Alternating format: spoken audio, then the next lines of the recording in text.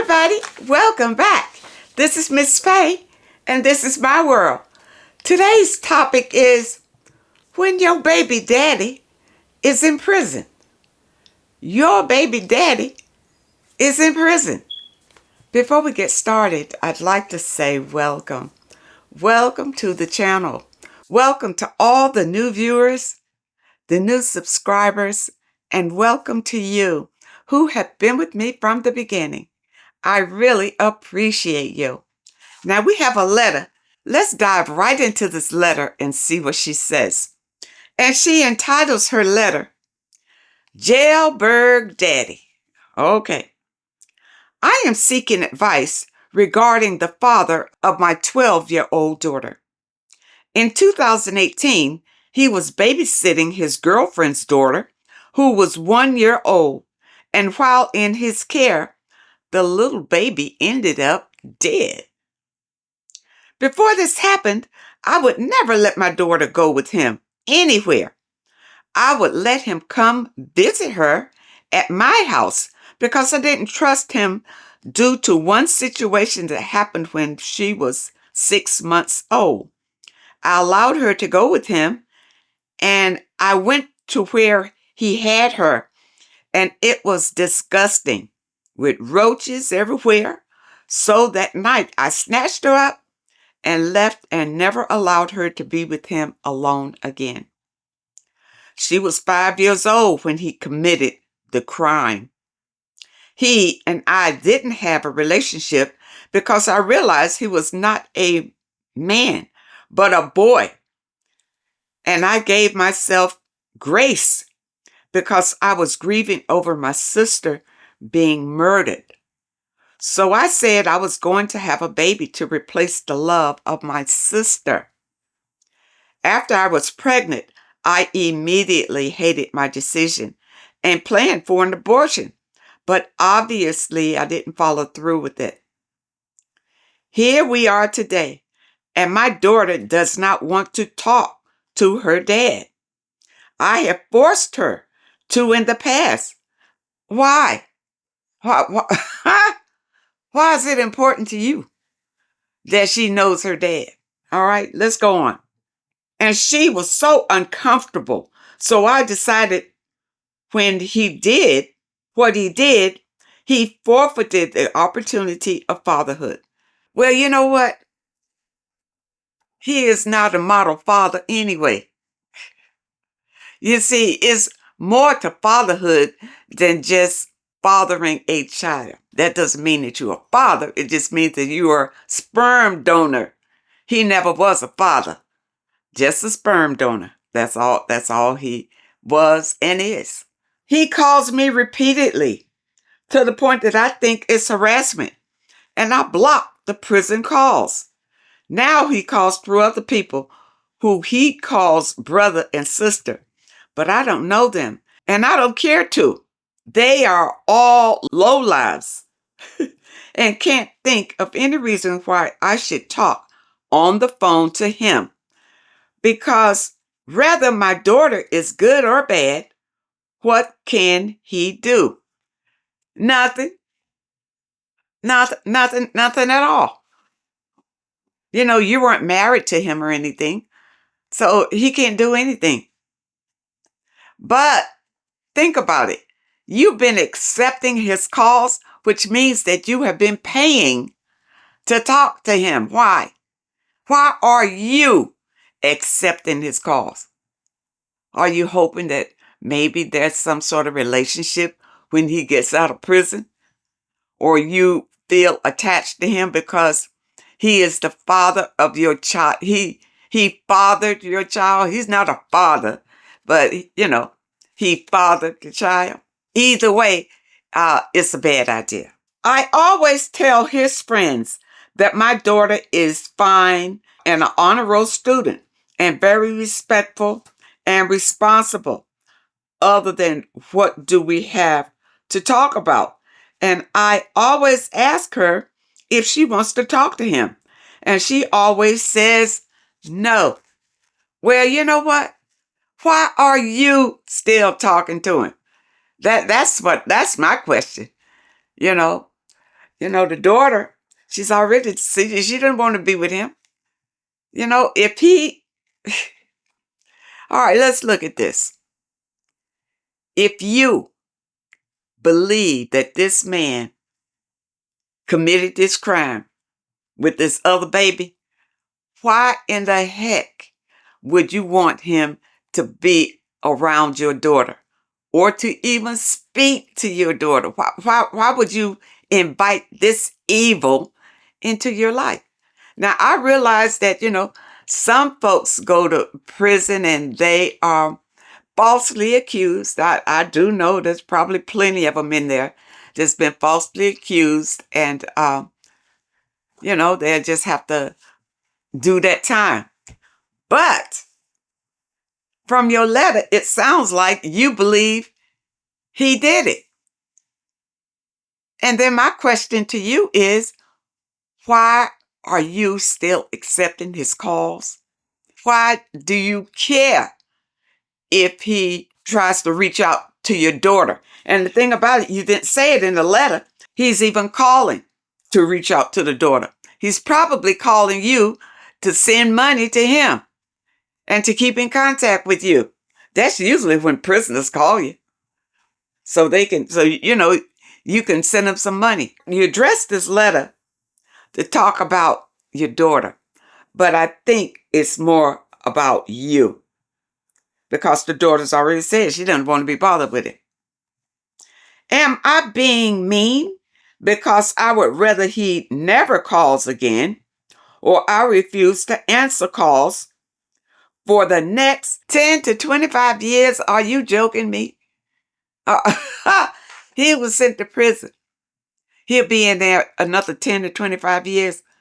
You should forget about this man. And you can tell him the last call, I will not be answering any more of your calls. Goodbye and good luck to you. And that's it. That's it. And I would not be going around talking to his friends either. What are you trying to prove? You said here that you always tell his friends that your daughter is fine. You need to get away from these people, period. You said that they were lowlives, so why are you dealing with them? You are by the company you keep.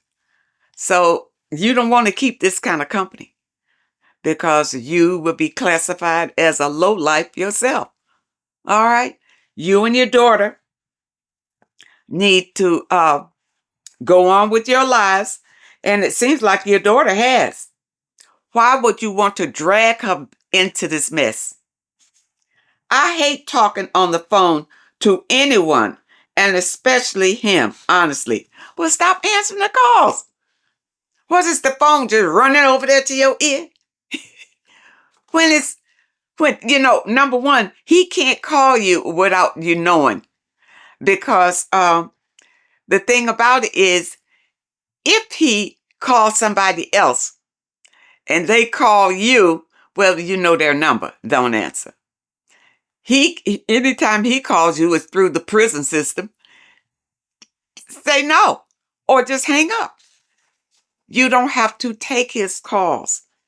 So for you to say that you hate talking to him, you got to look at yourself deeper, because there's something in you to make you think that you are connected to this man just because you got a baby. You're not connected to him, and you don't want to be. Even when he gets out of prison, I wouldn't want him around my kid. Remember, prison changes them. So if they are not good people when they go in prison, when they come out, they're going to be worse. There's no way in the world a man can be in prison 10 to 25 years and he not change. Prison does not make people better. People are worse when they come out. They've learned all kind of survival skills in there from other prisoners, and it's not necessarily what you think. Now, I'm not going to say everybody in prison comes out worse. I'm not saying that. But Most of them do, especially if they go in bad. There's no salvation in prison. They are not trying to reform anybody in prison. They are just being punished, to tell you the truth, by what's going on in prison if they survive the years that they're there. But because they go into that environment, it changes them. And even when they come out, it's a long adjustment period before they can merge back into society. They are different. And you know what? I would not want my daughter to be around him or anybody like that. She's doing good in school. Support your daughter and try to turn away from him and his friends and his people. Turn away. Concentrate on yourself, building a life for you and your daughter. And forget him like he never happened. And quit,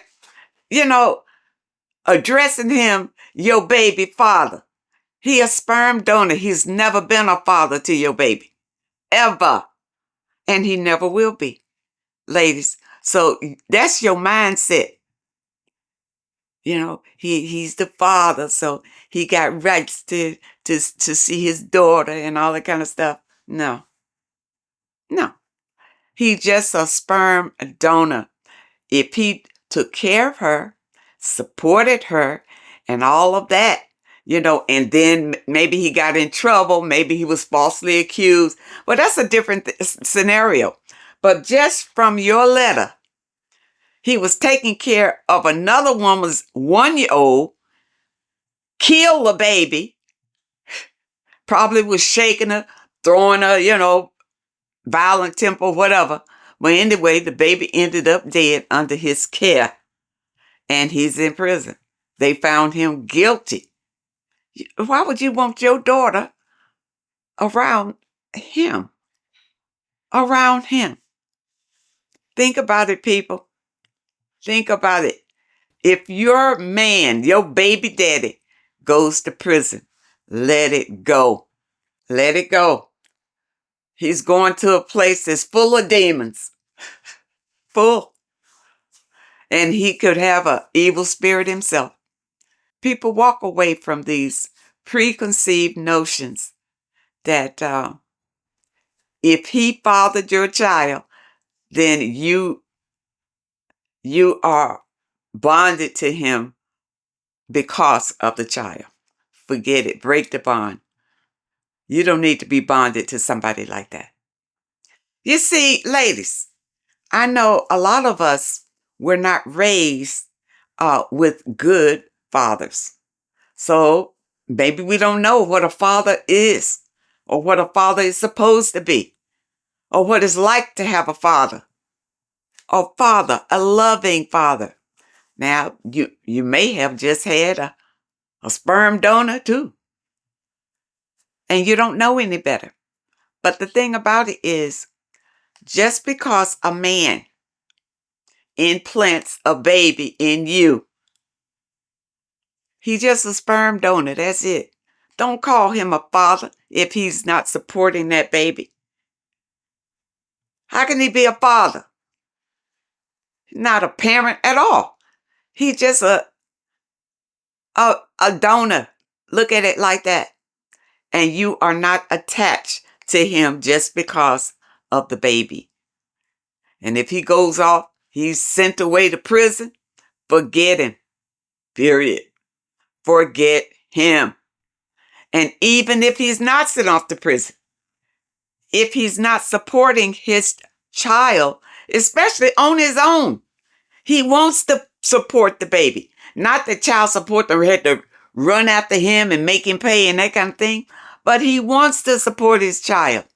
Then that's a father. That's a loving father. He loves his child.